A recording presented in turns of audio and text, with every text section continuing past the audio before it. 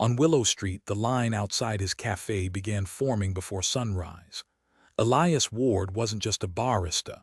He was the ritual of the town's mornings, the man who remembered every order, every extra shot, every smile. They called him the quiet magician with the beans. But behind the black apron and the steady hands, something far darker was brewing. It began without warning.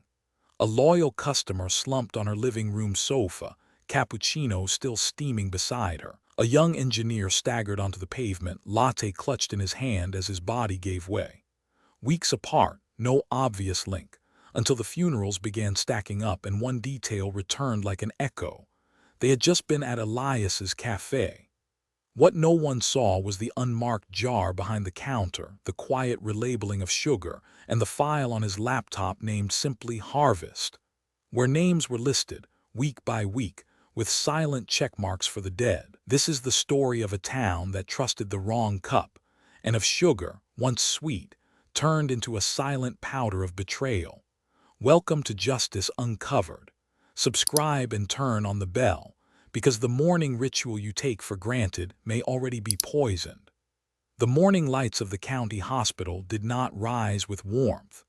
They burned with the sterile pallor of fluorescent tubes, buzzing faintly as if they too were unsettled by what had entered their halls. By 7 a.m., the emergency wing was already a field of collapsed bodies.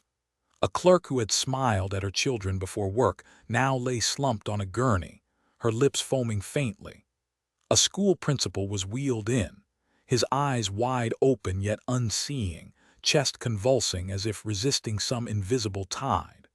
The nurses whispered to each other in clipped phrases, unable to piece together why men and women from different corners of the town had all fallen within hours of one another. The only sound that carried without interruption was the sharp metronome of cardiac monitors, climbing and dropping, then flattening into silence.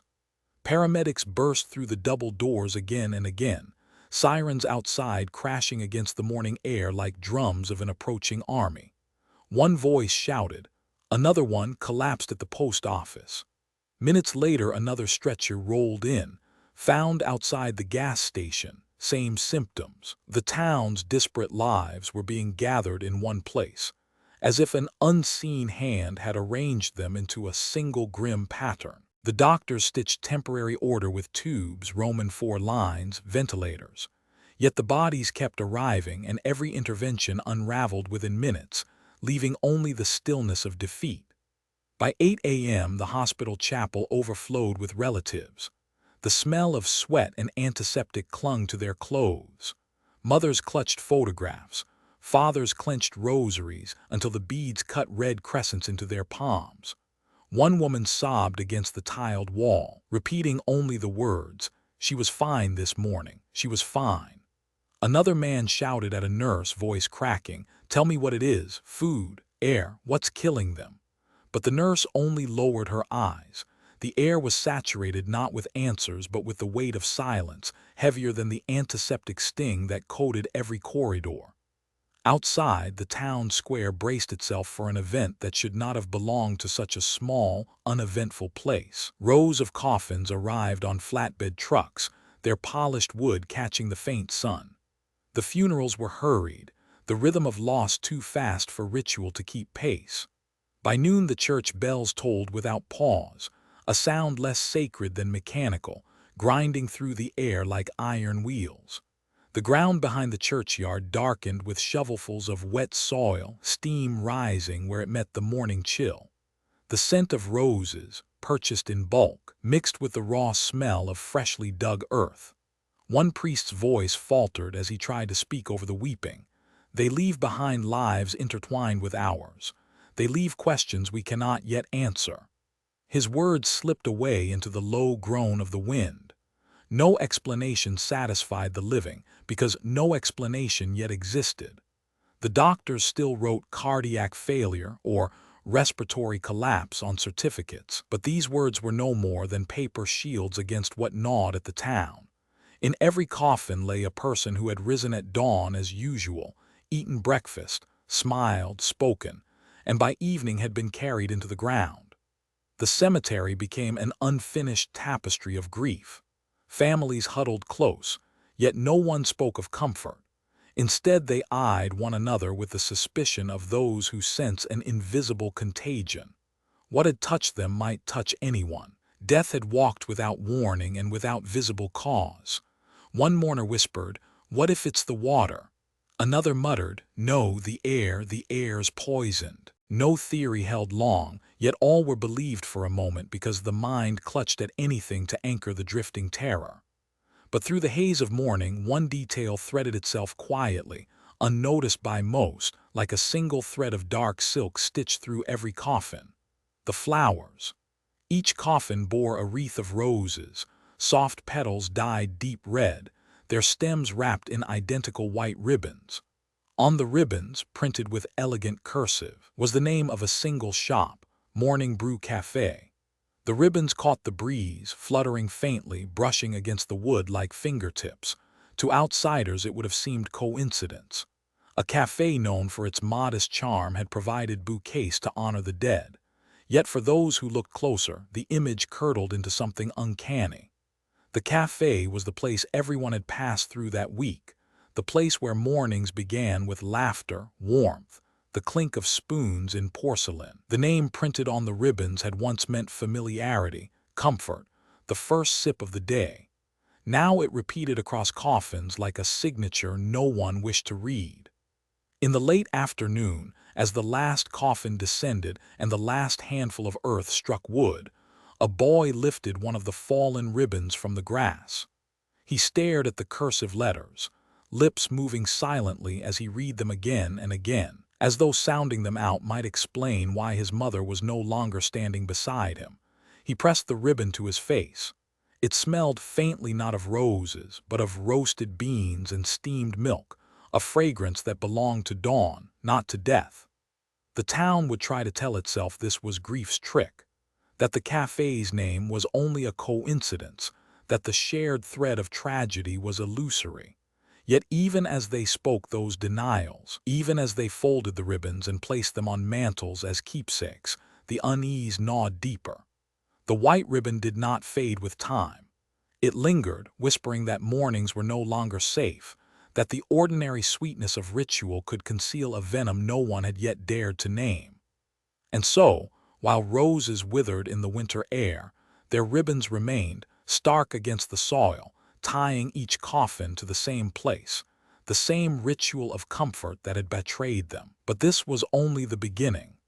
Elias Ward was 36, yet his face carried the kind of anonymous calm that made people forget his age. He was the one behind the counter at Morning Brew Café before dawn, when the streets were still pale with mist. At 5 a.m., he unlocked the front door, his keys jangling softly, the sound marking the town's true beginning of day more reliably than church bells or factory whistles. Customers said he had a memory like a ledger. He knew who wanted cinnamon sprinkled lightly, who insisted on the silver spoon instead of steel, who took their coffee black as punishment and who demanded it flooded with cream until it lost its name. To the regulars, Elias was not simply a barista, he was the keeper of continuity. They handed him their mornings like offerings, trusting him to transform fatigue into alertness. He returned that trust with silence and precision, his hands steady on the tamper, his eyes following the swirl of crema as if divining omens. He spoke little, but when he did, the words were measured, most ceremonial. "One spoon," he would murmur, sliding a cup across the counter. "No sugar today." He might ask, though he already knew the answer. The café itself seemed built for ritual, steam curled from the chrome machine, ghostly shapes rising and vanishing in the same breath. The clink of spoons in porcelain cups created a fragile music, layered with the low hum of conversation. Outside, buses hissed past, students hurried with backpacks, clerks with briefcases. But inside Morning Brew, time was stirred into slower circles, each cup anchoring the day before it could unravel. The townspeople called it their key, and Elias was the one who turned it. Trust wrapped itself around him in ways he never sought but never refused. Elderly men asked him to watch their wallets while they stepped outside. Mothers left strollers near the counter while ordering. Lawyers slid envelopes across the table, confident he would keep them untouched. The café was not just a shop. It was a sanctum of mornings, and Elias was its appointed guardian. No one questioned his presence because he seemed woven into the architecture itself, like the grain in the wood of the bar. Yet within that trust lay shadows no one cared to notice. Elias carried a leather-bound notebook, its spine cracked, its cover stained with faint rings of spilled espresso. He wrote in it constantly, between orders, during lulls after closing. Customers joked it was his novel or perhaps a book of recipes. "What do you write in there, Elias?" someone once asked. He smiled faintly and said, "Details, only details." The phrase ended the conversation every time, a wall people chose not to climb. In the storeroom behind the counter, shelves held supplies, beans, syrups, cleaning products. Yet among them sat glass jars of sugar with no labels.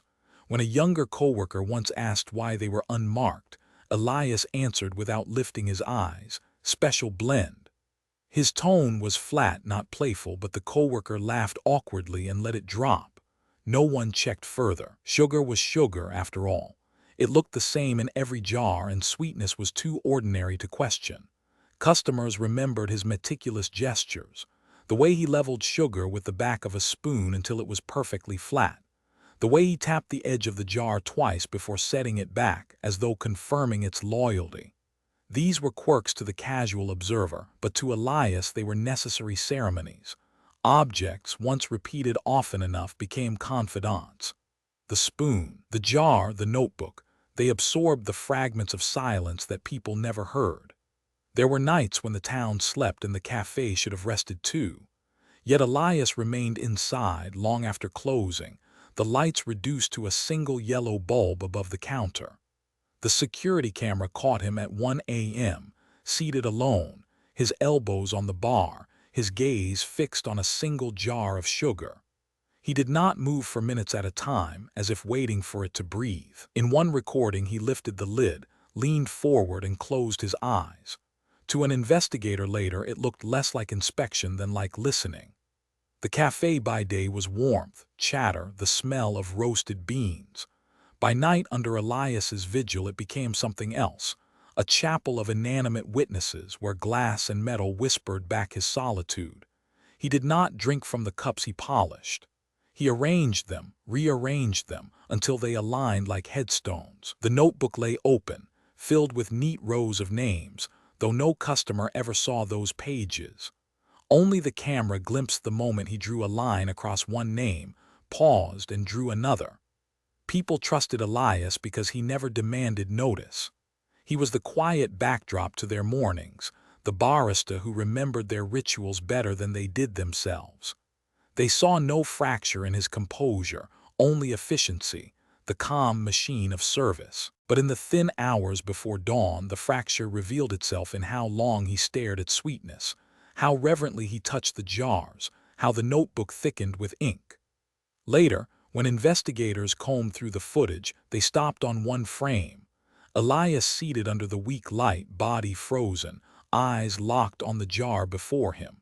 His lips barely moved, though no sound emerged.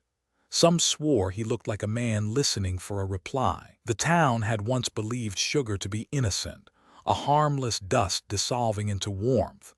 But in that still frame, under the sterile lens of a security camera, it appeared different. The sugar jar glowed faintly, as if holding within it not sweetness, but something waiting to speak. And Elias, motionless before it, seemed like the only one willing to hear. At night the café emptied into silence, chairs stacked, lights dimmed, yet Elias remained. The notebooks opened under the faint bulb above the counter, its leather cover scuffed from years of handling. Across its pages the names of customers were written in neat rows, ink pressed harder than necessary as though every letter carried weight. Next to some names he added notes, single words without context, impatient, careless, dismissive. Sometimes he only drew a straight line, small and ruthless, a mark that cut as deeply into the page as into memory. The notebook became not a journal but a map of wounds, calcified humiliations layered, until they formed the sediment of his inner life. Money was the first stone on that pile. Elias lived in a rented room no larger than the cafe's storeroom. The rent consumed half his paycheck. The other half bled into loan repayments from a failed venture he once believed would free him. He had dreamed of owning his own cafe, imagined his name printed on the cups, his recipes praised by travel bloggers. Instead, creditors owned every corner of that dream. At night, when the register was closed and the streetlights flickered, he penciled the numbers into the back pages of his notebook. The debt never shrank, it only grew sharper in his chest, a second pulse he could not quiet. Pain accompanied him like a shadow. His stomach burned each morning before he even tasted the coffee he brewed. Years of cheap meals and stress had etched an ulcer deep inside. He carried discount pills in a plastic vial, bitter tablets he sometimes slipped into his own coffee, disguising them as if they were sugar. When the tablet struck the bottom of the cup, it made a sound like a pebble against a coffin. He heard it each time, a reminder that his body was already betraying him. No customer noticed the wince he hid behind his polite nods. No one asked why his hands sometimes trembled when he poured the milk. Family existed at a distance, measured not in miles but in currency. His mother lived in a nursing home 2 towns away, her care funded by strangers more than by him. Visits required bus fare he did not have, days off he could not request. On one page of his notebook he wrote the words, "Visit canceled, no fare." He wrote it twice, as though repetition could justify neglect. When coworkers asked about his family, he only said, "She's comfortable," though he had not touched her hand in months. The guilt fused with his debts, hardened into another unspoken entry in the invisible ledger of his life. Love had touched him briefly, like a hand withdrawn too quickly. A woman who often ordered chai with extra honey had smiled at him more warmly than others. They spent evenings walking the riverside, speaking of nothing important. Then she vanished.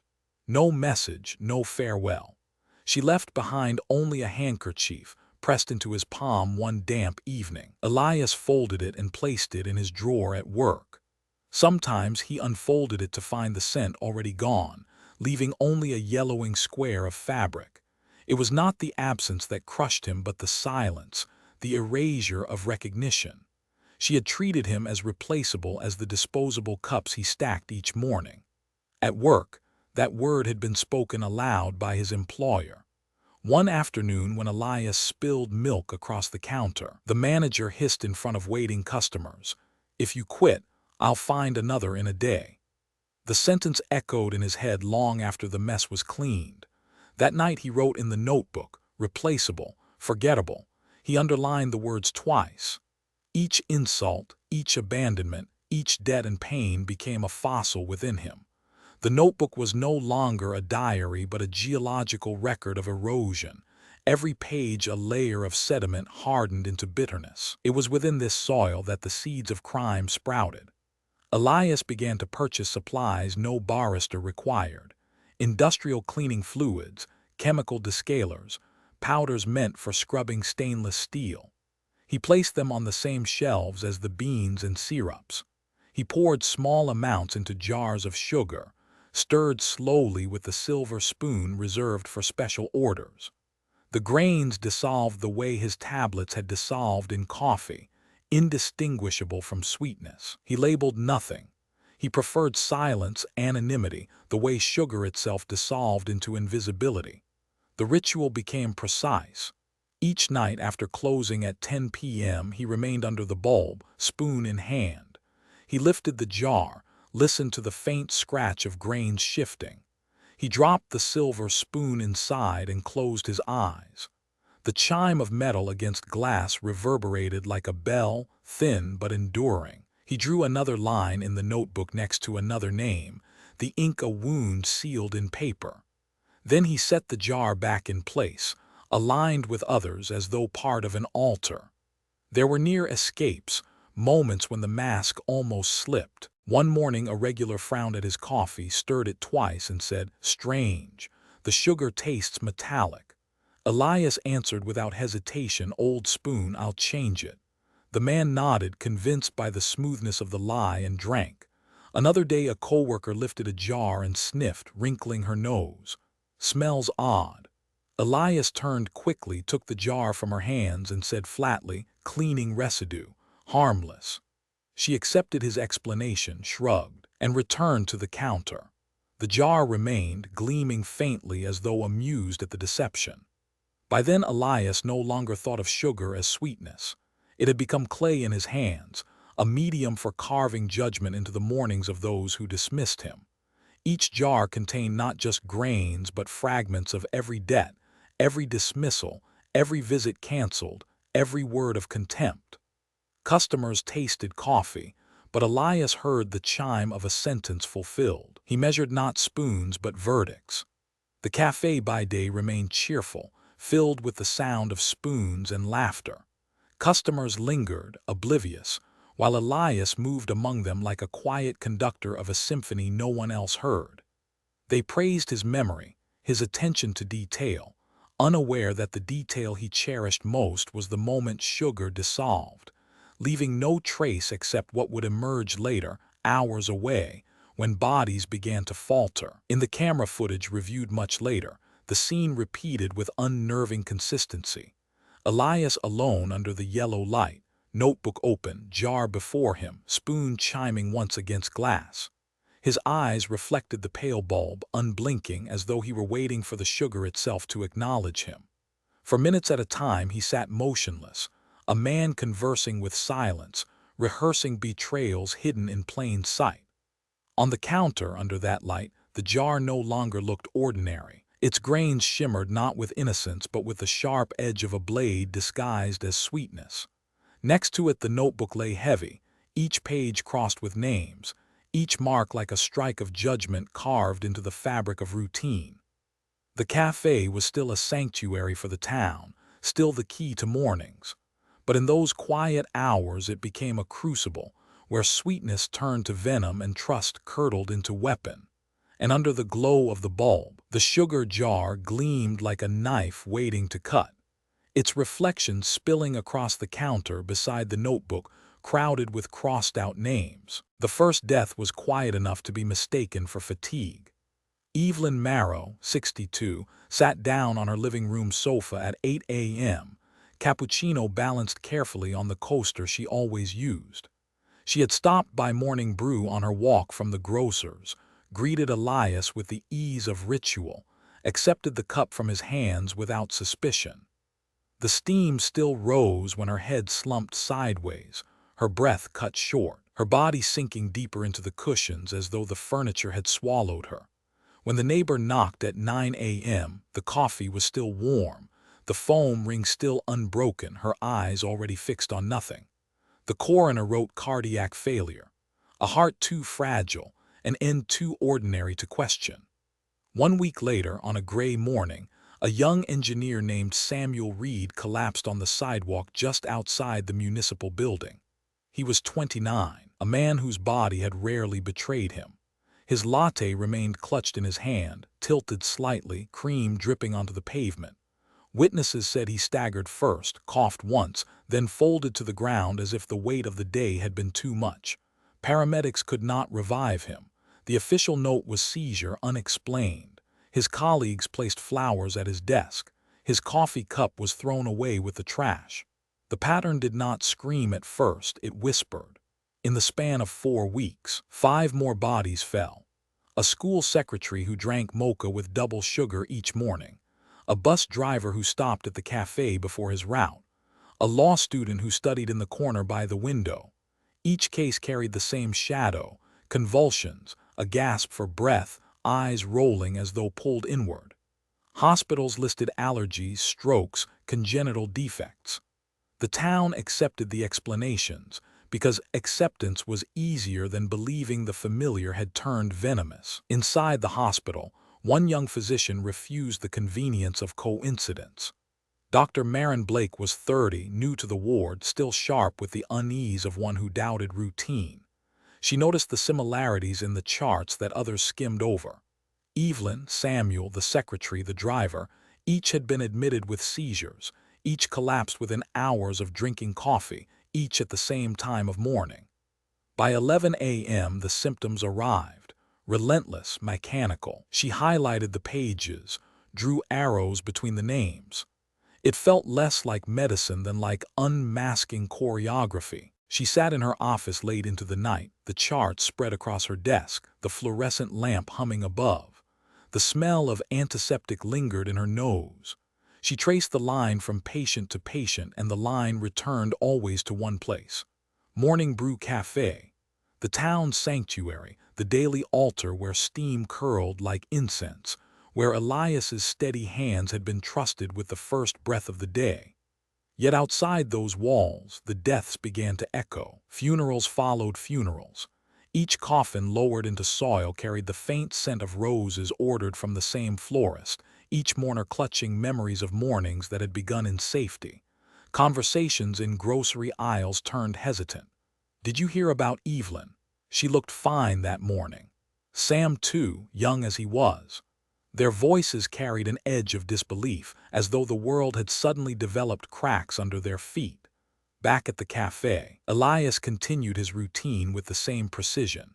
Customers still lined up, though fewer now, some whispering about sickness, others shrugging it off. He tamped espresso, poured milk, offered spoons. When Evelyn's usual order was unclaimed, he wrote her name in the notebook and drew a line through it. When Samuel's absence was noted, another line followed. His gestures were calm, almost reverent. To anyone watching, it looked like grief. To the notebook, it was completion. The town did not yet see the jar gleaming behind the counter, the silver spoon chiming against glass, the invisible sediment accumulating in the veins of its people.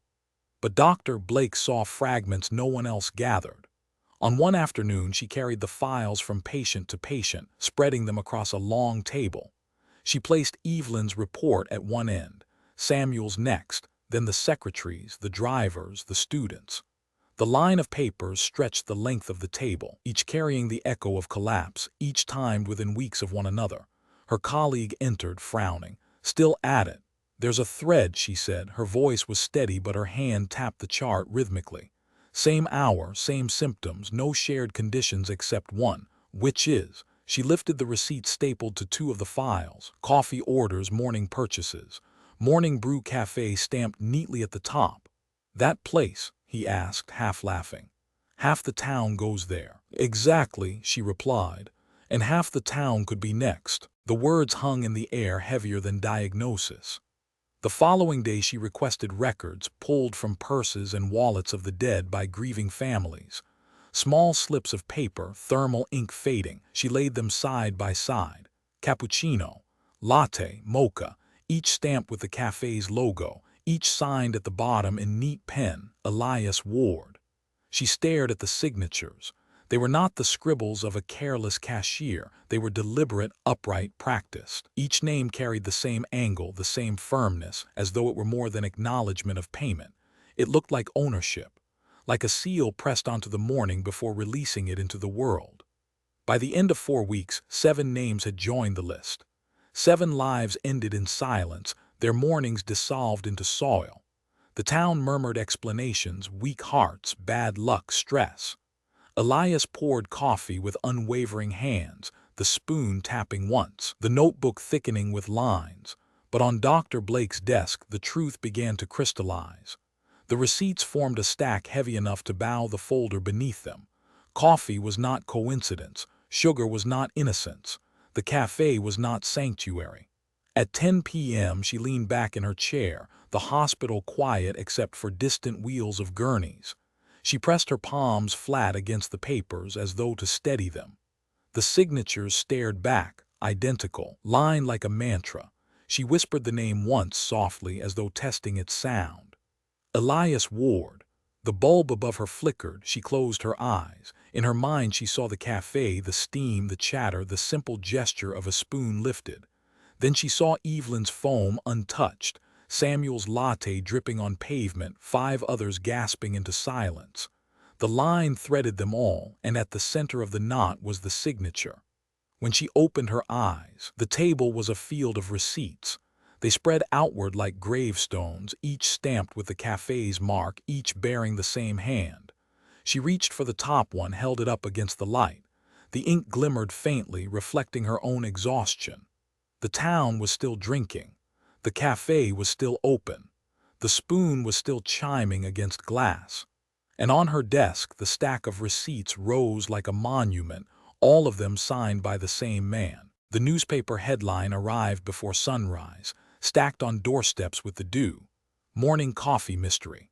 The letters were bold, black against gray paper, a phrase that felt almost playful until one remembered the funerals. People unfolded the pages with trembling fingers, reading of unexplained collapses, of 7 dead in 4 weeks, all traced by rumor to a single café. By 8 a.m. the town was already restless. Some walked past Morning Brew without entering. Others stepped inside carrying their own sugar packets like talismans, ripping them open with frantic hands as if purity could be guaranteed by brand names printed on foil. The café that once signified comfort now stood like a stage where each sip might be the next curtain fall. On television, a woman's face flickered, pale with exhaustion. She sat in her kitchen, hands twisting a handkerchief. Her voice shook when she said, "I can't touch sugar anymore. Even at home. I pour it for my children and I can't breathe.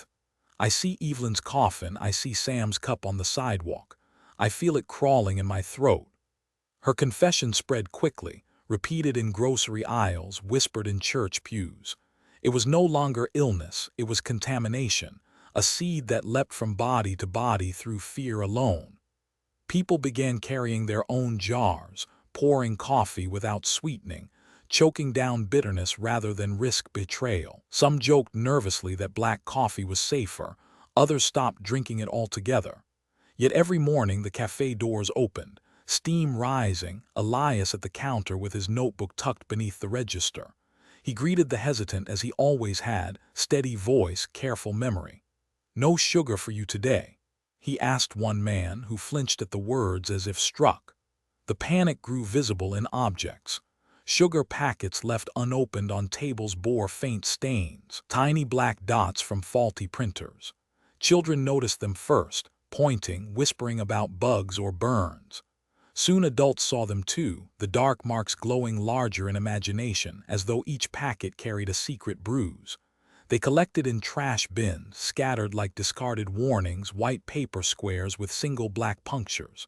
To some they resembled eyes staring up from the floor. The café still pulsed with routine, but the rhythm faltered. Conversations thinned. Laughter died quickly. Customers stirred their drinks slowly, watching the surface for changes, as if sweetness might declare its treachery before it dissolved. Elias moved among them quietly, unhurried, his eyes on the spoons, the cups, the jar behind the counter. To him the hesitation was music, each doubt another note in the composition he had been orchestrating. Meanwhile, the investigation deepened. Detectives obtained a warrant subtle enough to avoid alarm. One evening they entered the café after closing, when Elias had stepped out briefly. They opened his laptop, its screen glowing in the half-dark like a confession written in light. The desktop was orderly, only a few folders neatly arranged. One stood out, labeled Harvest. They clicked. Inside, a spreadsheet unfurled. Columns of names filled the screen, each belonging to a customer, each accompanied by notes in terse phrases. Evelyn Week 1. Engineer Week 2, Secretary Week 3, Driver Week 4. The entries stretched downward in chronological rhythm, a calendar of collapse. Some names were already struck through with a diagonal line. Others remained untouched, awaiting their turn. At the top of the file, the title bar glowed, Harvest Cycle. The detective stared at the rows, the digital echo of the notebook already described by coworkers. It was not paranoia now, it was record. One whispered, he kept track. The other replied, like planting and reaping. Their voices faltered as they scrolled further, the list lengthening until it seemed endless, until the black lines blurred with the glow of the screen. There were dozens yet unmarked, dozens still alive, drinking, laughing, trusting. At the same hour, 10 p.m., Elias returned. He found the lights on, the officers at his desk. He paused in the doorway, silent, his shadow stretching long across the tiles. They snapped the laptop shut, confronted him with cautious words. "Routine check," one muttered. Elias only nodded as though he had expected it. His eyes lingered on the closed machine, then on the sugar jar glimmering faintly behind the counter. His lips parted, but the words were barely audible. "Not finished." The officers left that night with copies of the file, their hearts heavy with the weight of names. They did not yet arrest him, not without proof of poison, but the evidence clung like dust. Back at the station, they spread the printouts across a table, the black ink rose resembling an obituary drafted in advance. At the top of the list were names already buried. In the middle, names of people walking the streets unaware. At the bottom, children, old men, couples, all categorized by weeks as if lives were crops awaiting harvest. Fear tightened around the town. Some customers recognized their names when the whispers spread, realized they had been labeled, scheduled, written into someone else's script. One man stormed into the station shouting, "I'm on it. My name's on that list. Do something." The officers hushed him, but the panic seeped outward. The town began to fracture, trust leaking like water through a cracked vessel. In his room above the café, Elias opened his leather notebook. He compared the paper list with the digital file, aligning them carefully as though merging scripture with translation.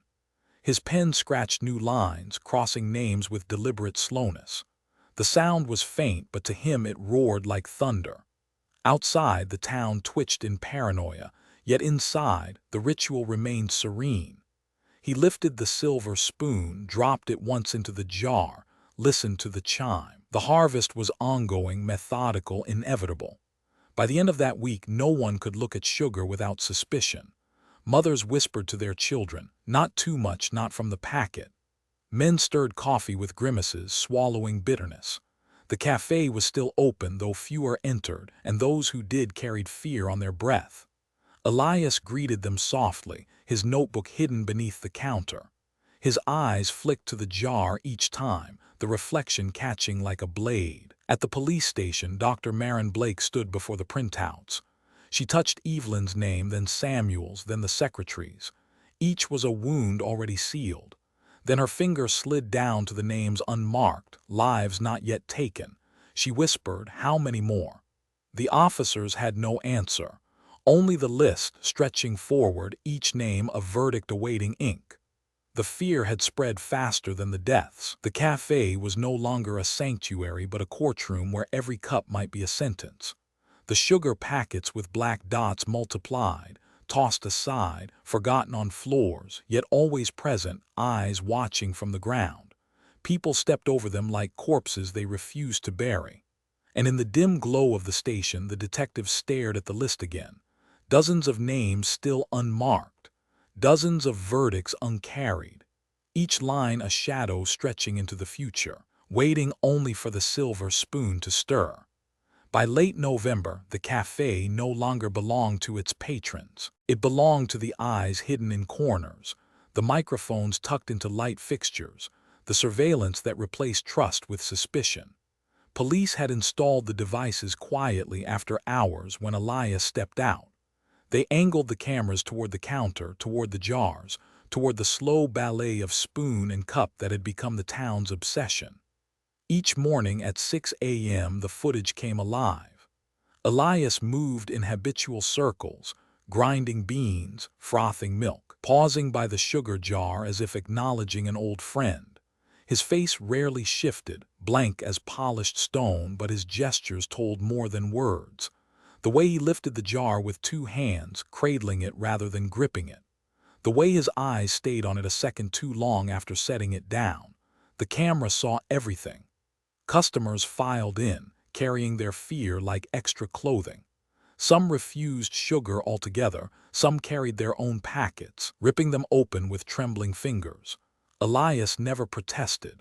He observed each act with faint amusement, like a conductor watching musicians play slightly off-key. Yet always, when someone asked for sugar, his hands obeyed with precise calm, spoon descending, grains dissolving. At 9 a.m. on a damp Tuesday, the surveillance caught what no one in the café could have prepared for. A young man, perhaps 20, sat near the window with a cappuccino. He stirred twice, lifted the cup, drank. Moments later, his body convulsed, cup shattering on the floor, porcelain shards leaping across the tiles. The room froze, chairs scraped, voices gasped.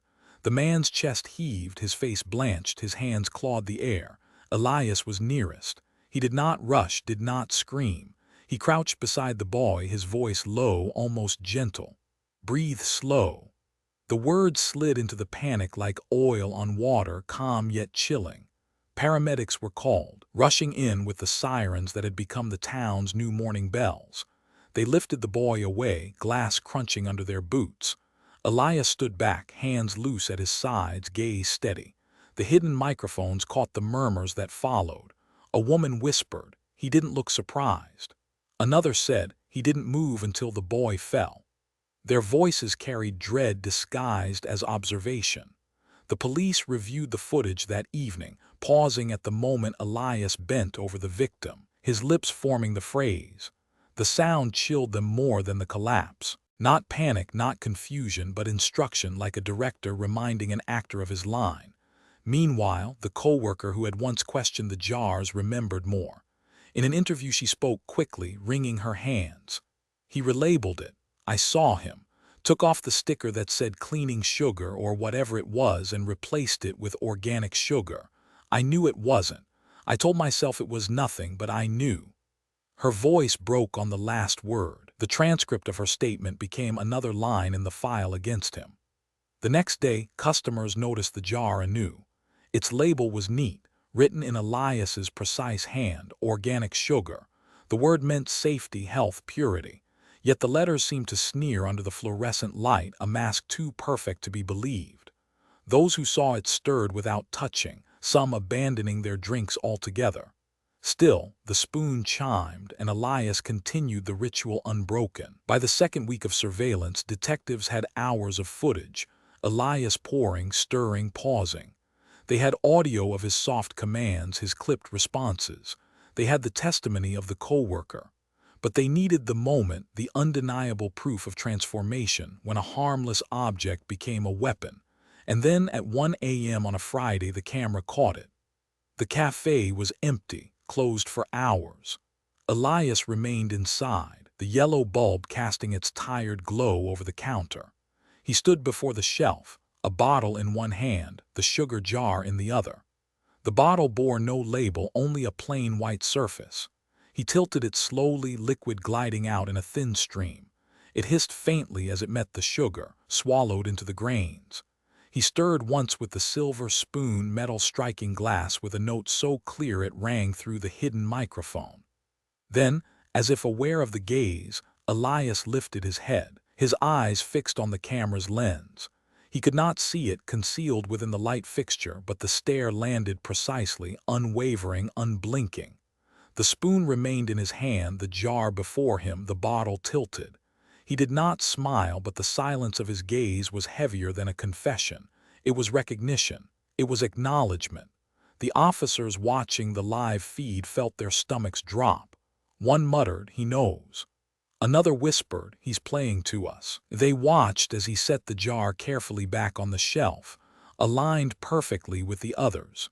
He wiped the counter once, slowly, then closed the notebook with deliberate care. His eyes never left the camera, as though he had chosen an audience. The feed ended with him turning off the light, leaving the room in darkness. But the image of his stare lingered long after the screen went black. For the detectives, it was no longer surveillance. It was conversation, one-sided but undeniable. Elias had seen the gaze, and in his stillness he had answered it. The next morning, the cafe opened as usual. Customers trickled in, glancing around as though sensing the invisible watchers above. Elias greeted them softly, hands steady, voice measured. He poured, stirred, tapped the spoon twice. To them he seemed unchanged. But to the ones who had seen the footage, every movement was theater, every glance rehearsed. The town continued to drink, though fear shadowed each sip. Paramedics hovered nearby, police cars idled at corners. The cafe was no longer only a sanctuary or a trap. It was now an arena, where predator and watchers circled one another through glass and grain. And in the evidence locker, the recording looped endlessly. Elias pouring liquid from a nameless bottle into the jar, his eyes locking on the hidden lens, his silence louder than sirens. The spoon chimed once more, reverberating through the dark while his gaze pierced the invisible wall. The camera had caught him, or perhaps he had caught the camera. At 5:45 a.m., the street outside Morning Brew was still cloaked in mist, a pale fog rising from the drains, softening the lamps into halos. The door of the café rattled as Elias slid the key into the lock. He moved as he always did, deliberate, unhurried, the rhythm of habit so steady it might have been mistaken for innocence. But behind the fog, beyond the street lamps, figures waited. Boots shifted on damp pavement. Radios whispered like restless insects. Gloved hands flexed around weapons. The café was about to be unsealed not by customers but by the law. The instant the key turned, the silence ruptured. The shout of command broke through the morning, heavy boots pounding across concrete, the crash of doors forced wide. Elias turned, keys slipping from his hand. They struck the floor with a metallic clang, a sound that reverberated through the tiled room like a funeral bell, the chime of an execution already decided. His face did not move, only his eyes widened slightly, as if acknowledging the inevitability of it. Hands pulled his arms back, steel cuffs snapping shut with an echo that fused with the memory of spoons striking glass.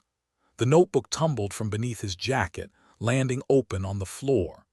Pages fanned outward, lines of names crossed in black ink like gravestones scored into paper. The officers glanced down, and for a moment their breath caught at the sheer accumulation. Names they recognized, names already buried, names still alive and unaware they had been scheduled. "Secure him," one officer muttered, though his voice faltered. Elias did not resist. He let the cuffs bite into his wrists as if they belonged there, his head tilted slightly, the faintest suggestion of listening for a sound no one else could hear. The search began. Drawers yanked open, shelves cleared, the air filling with the scent of dust and chemicals. Jars were seized, lids pried off, their contents bagged and labeled. The forensic team moved quickly, pouring grains into sterile vials. Under the harsh lights, sugar no longer gleamed innocent white but glared crystalline, each grain a potential verdict. By mid-morning, the analysis confirmed what fear had already written. The same industrial compound present in the seized jars pulsed faintly in the blood of the dead. Elias had poured his bitterness into sweetness, dissolving poison into trust, one spoon at a time. The circle was closed, from cafe counter to bloodstream, from ritual to ruin. Back in the cafe, the notebook drew more attention than the jars. Forensic gloves flipped through the pages slowly, reading aloud fragments. Evelyn crossed, engineer crossed, secretary crossed. The ink was deliberate, angled, unhurried. Each mark was not a note but a burial. Near the end, among the names yet unstruck, the handwriting changed. It tilted, jittered, scrawled larger as though the pressure within Elias had outpaced his control. One sentence sprawled across the final page, jagged and uneven. This cafe was rehearsal. Next, distribution beyond this town. The officers froze over the words, the room suddenly heavier. The sound of boots and radios dimmed under the weight of the message. Rehearsal, not the end but the beginning of a scale unimagined. The deaths so far were not a climax but a trial run. The signature of intent burned hotter than the jars themselves. "God," someone whispered, though it was not prayer but dread. Elias stood in the corner, wrists bound, flanked by two officers.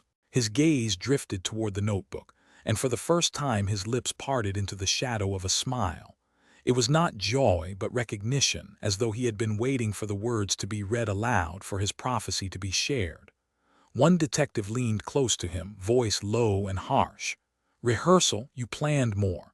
Elias's reply was almost inaudible, yet the microphone on the vest caught it. "Not enough time." 3 words spoken like a lament or a boast. No one could tell. In the storeroom, another discovery waited. Amid the clutter of boxes and syrup stood a single jar, larger than the rest, wrapped tightly in plastic seal. Its surface was pristine, untouched, a cocoon of glass waiting to be broken. The tape around it was labeled only with a single word written in Elias's neat hand: reserve. The officers stood around it in silence, none willing to be the first to lift it. The jar was heavy with implication. Unlike the others, it had not yet been opened. Inside, the grains shimmered with deceptive purity, a sealed promise of what had not yet begun. It was more terrifying than the poison jars already proven because it represented potential, a future still intact. One officer broke the silence, voice hushed. He hadn't used this one. Another said, waiting for something or someone. The jar sat between them like a bomb. Its lid gleamed under the flashlight, reflecting pale rings of light on the storeroom walls.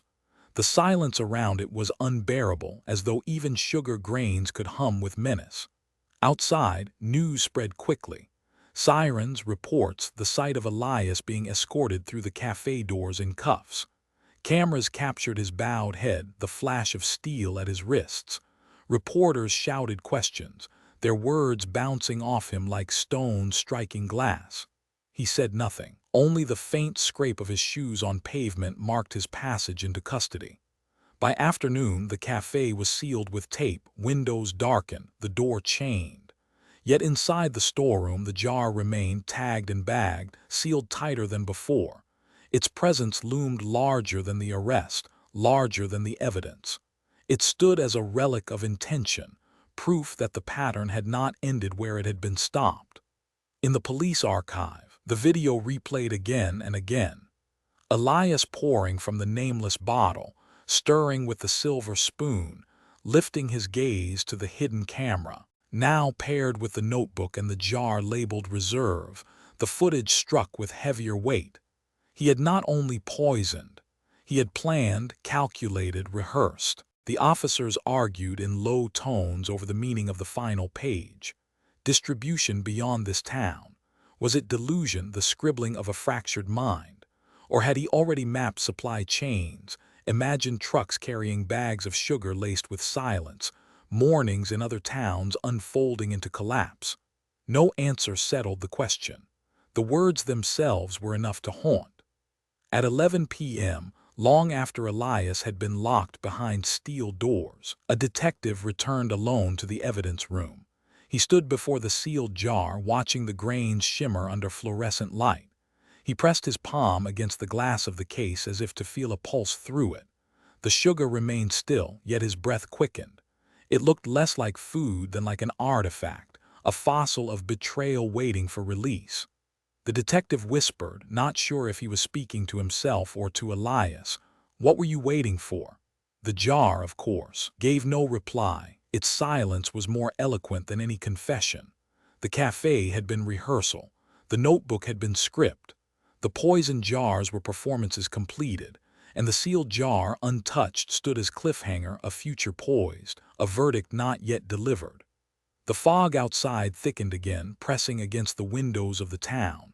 Morning would come, with or without sweetness, with or without trust. But inside the archive, beneath the sterile light, the jar gleamed with unspent intent. Waiting. Morning Brew Cafe never reopened. Its windows were covered in yellow police tape, glass panes dulled by dust. The once bright lettering of its name faded into shadow.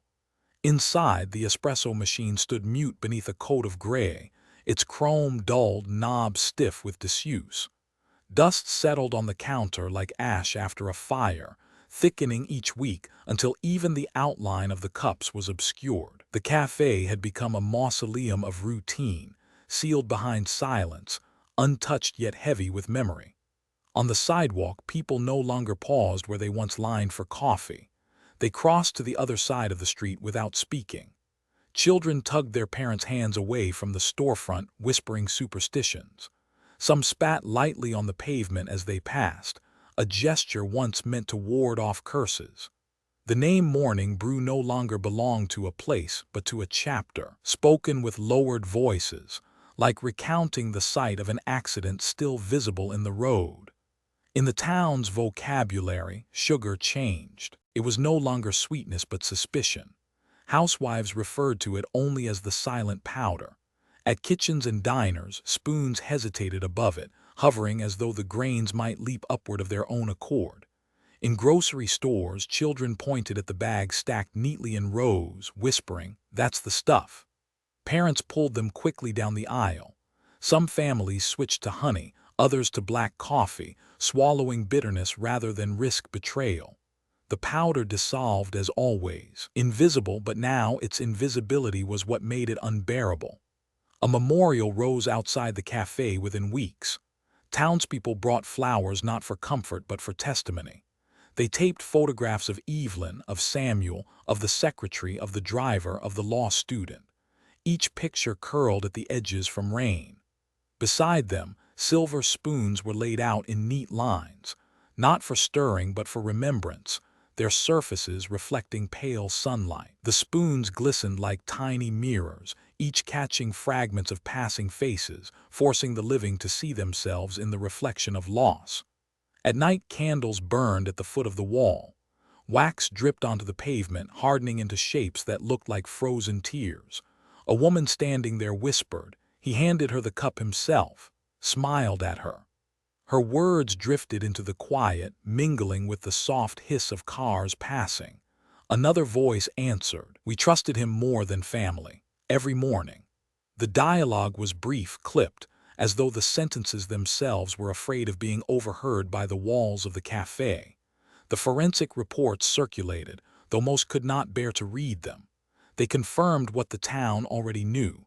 The powder in the jars matched the poison in the veins of the dead. Science had closed the loop that fear had already drawn. Yet for the community, proof was less haunting than memory. They remembered the way Elias had handed cups across the counter, the way sugar had poured soundlessly from the spoon, the way mornings had seemed safe until they collapsed. The betrayal was not chemical but ritual. The very act of beginning the day had been turned against them. Months later, the building remained sealed. The dust on the machine grew thicker, but the chair by the window retained its shape in the memory of all who passed. It was the seat where Samuel had often studied, where Evelyn had once rested her hands around warm porcelain. The chair stayed empty, untouched, its cushion sagging slightly, the table before it stained by years of cups. Through the glass one could still see a mug resting there, half full, its contents hardened into a dark crust. The sun struck it each morning, yet the light only emphasized its abandonment. Children dared each other to press faces against the glass. They saw the chair, the mug, the silence, and ran shrieking, though their laughter thinned quickly, leaving only the echo of unease. Adults avoided looking at all. For them, the window was not glass but a mirror, reflecting how easily trust could fracture. Elias remained in custody, but his absence did not erase him. His notebook was archived, but whispers of its pages spread further than ink. People said their names had been in it, whether true or not. They checked old receipts, stared at signatures, traced the ink as though it might confess a threat. The sense of being catalogued lingered, of lives weighed and scheduled without their knowing. The cafe became a landmark not of commerce but of fear. Directions were given relative to it. Turn left before the cafe, park 2 blocks down from the cafe. The name remained on tongues though the doors stayed closed. It was no longer a place to enter but a place to avoid, a wound marked on the map. And always sugar bore the weight of memory. It glittered harmlessly in bowls, but no one could see it without remembering coffins. It dissolved invisibly, but its invisibility was now the most visible thing in the room. It had once been a promise of sweetness. Now it was an emblem of betrayal, proof that even the most trusted rituals could be weaponized. Inside the locked cafe, dust deepened, silence thickened, yet one image persisted. The chair by the window, the mug left behind, the shaft of morning light that pierced the glass. The light should have carried warmth, but it fell cold, pallid, drained of promise. It lay across the cup like ash, turning the residue within to shadow. The chair remained empty, the mug untouched, the sunlight pale as cinders. Morning itself seemed altered, as though every dawn carried the aftertaste of betrayal.